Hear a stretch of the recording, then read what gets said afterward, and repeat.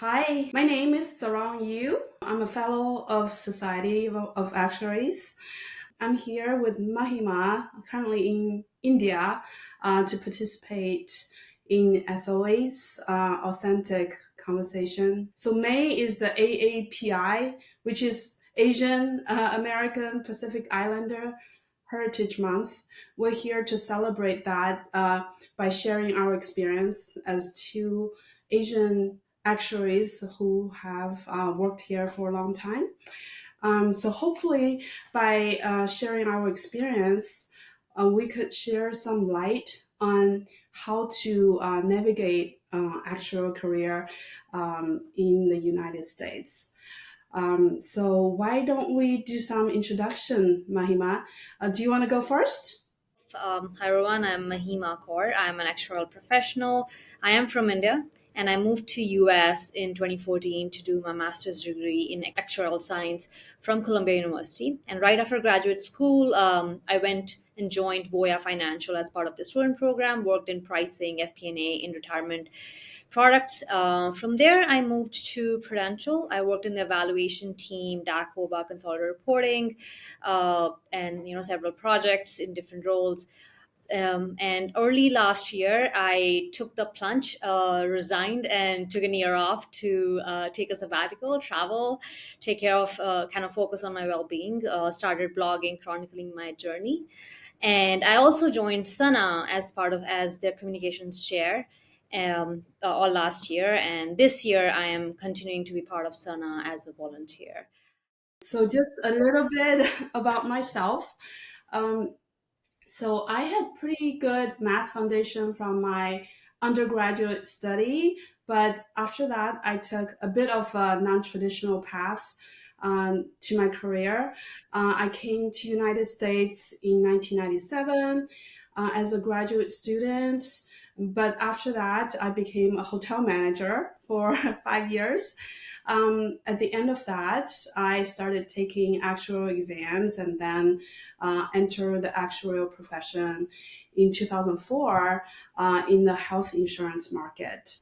And then I switched to the provider side, which is really not very typical for health actuaries, but it turned out it became very beneficial for my later positions.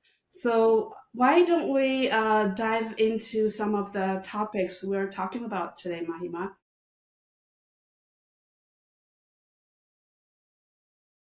So we know that Asian actuaries and Asian in general is minority in the United States. For the latest census, we are about 6% of the overall population. So we know American culture is very different from Asian cultures. Um, as someone who grew up in India, I bet you experienced a lot of differences. So how did you navigate through the cultural differences when you came to United States? Yeah, that's a great question. There's a huge difference in cultures, as you said.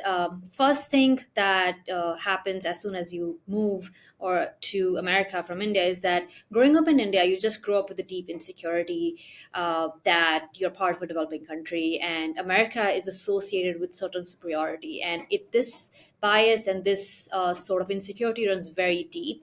So when you move, you're scared all the time, you're nervous, you don't want to make a fool of yourself, since you are in this kind of very advanced, developed country, very rich country. So getting over that insecurity kind of takes a little bit of time. So I think the initial couple of years was just grappling and just being comfortable with being an Indian in America, not being so insecure about it. And I think the second bias, which is much more difficult to overcome, and I think I'm still working on it, is the bias and insecurity that runs with being a woman and being an Indian woman. I think that's a bias that we all have biases. Everyone has different biases in different degrees, but this is something that took a very long time to unlearn. And once I started working, that's when I actually saw the some of the things that I kind of the mental blocks I had in my head. And I want to give credit to my American colleagues, especially male American colleagues, in Connecticut in my first job. Uh, because they were so kind in helping me kind of unblock those insecurities. To them it didn't make sense, why is she being so, has so much self-doubt, why is she being so insecure, and very kindly, without putting me on the spot. And slowly I realized that I don't have to do certain things that are just in my head because I grew up in a certain environment. So definitely takes time to get over those insecurities. But yeah, that's been kind of my experience. I want to hear about you, Sarong. How was your journey? Well, I had a lot of psychological challenges as well, right? A lot of self doubt. And when something goes wrong, the first thing is, what did you do wrong, right? Myself. So when I first, started the first job in the actuarial, definitely I left part of my identity at home. I was first time in the healthcare industry. Um, didn't have any experience, so just wanted to hide anything that shows I'm different. So I really just dive into U.S. corporate culture right away. Really observed what is the norm, how things are done, how people interact with each other. Just the rules of the game, so to speak. So I just quickly adapted and adjusted to the environment I was in. So I just became a cultural chameleon, basically, assimilating to the mainstream of US corporate culture. So actually, nowadays, I noticed more companies are promoting bringing your whole self and authentic self to the workplace. Um, really recognizing everyone is different, everyone can bring some unique contribution to the team. And people, when they can be themselves, it's a happier workplace. So we are definitely in a kind of in the right direction, but there's a long way to go. Absolutely. And one thing I do want to share, just as a personal, just something that I learned from a personal journey, is that if you're a new student in a graduate program, or just a new student in America, or we are fresh in the company, a new immigrant, of regardless of your age, don't try to limit yourself to somebody who looks like you or sounds like you. Try to talk to other people, socialize with people from different cultures. In For me, I think going to graduate program was a great kind of soft launch, because I had a pretty good mix of friends who were immigrants and Americans. So with immigrants, even if whether they were Indian or not, I think I had only one Indian kind of friend in my class. The rest were from different countries, and we had this one common bond that we are both new here. We don't know what's going on, and we are both scared. We don't. We all had like a lot of similar challenges, so that was kind of a great bonding. A great bond that we developed in a short period of time, because we were all students. So that was just learning from different cultures, that made me comfortable with people from, as I said, who don't look like me, talking to them.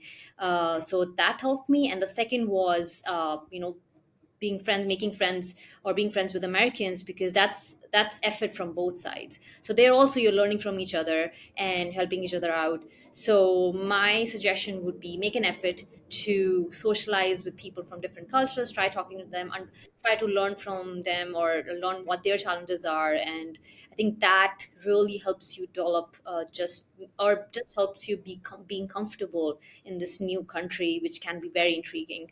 So that's something that I learned from my journey that really helped me. Yeah, that's great. You had a group of students who share similar background. I heard, Mahima, you joined a Toastmaster before. I did the same thing. That was a great experience to meet people in a kind of social, informal setting. So definitely learned a lot and made some friends in that club.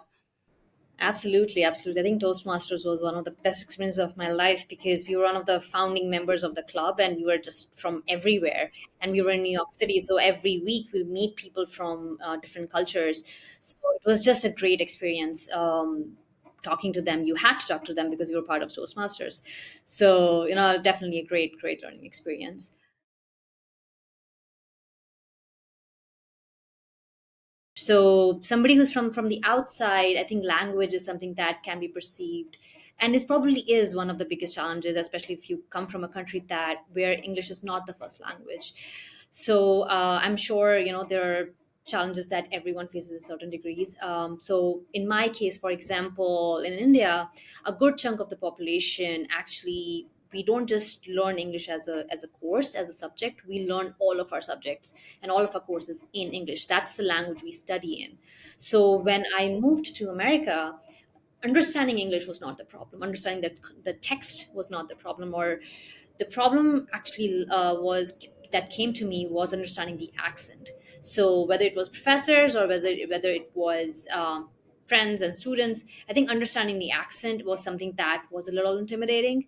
And one of the reasons is the American accent, like in the sense they speak really fast, so it takes a little bit of time to just your ears getting used to the way they pronounce. So, but the language was kind of never an issue. It was more about the accent. And today, if I have a little bit of an accent, I want to say 50% is probably just subconsciously, and 50% is me trying to make the other person understand what I'm saying. And I want to give Starbucks that credit to making them understand my name and what I'm saying. But that's how language was for me. But I'm curious to know, how was it for you? Well, it's a little bit different challenge for me. Yeah, I did study English for many years at school as a subject, but conversational English was never a focus. So I was in for a big shock when I first landed in the United States many years ago. Um, I just couldn't understand people when they talk so fast, and they couldn't understand me, my broken English. So I decided to really immerse myself in English any way I could. Really watch people how they pronounce different words, imitate quietly. Also watched and studied sitcoms like Seinfeld and Friends. So Seinfeld is really branded itself. It has branded itself as a show of nothing, but I definitely learned a whole lot for a show of nothing. So one time, my husband said I was speaking English while I was sleeping. So I definitely didn't waste any time. So after a couple years, um, I felt like I had pretty, I was pretty fluent in English. And at that point, the focus was to kind of focus on the how to communicate effectively.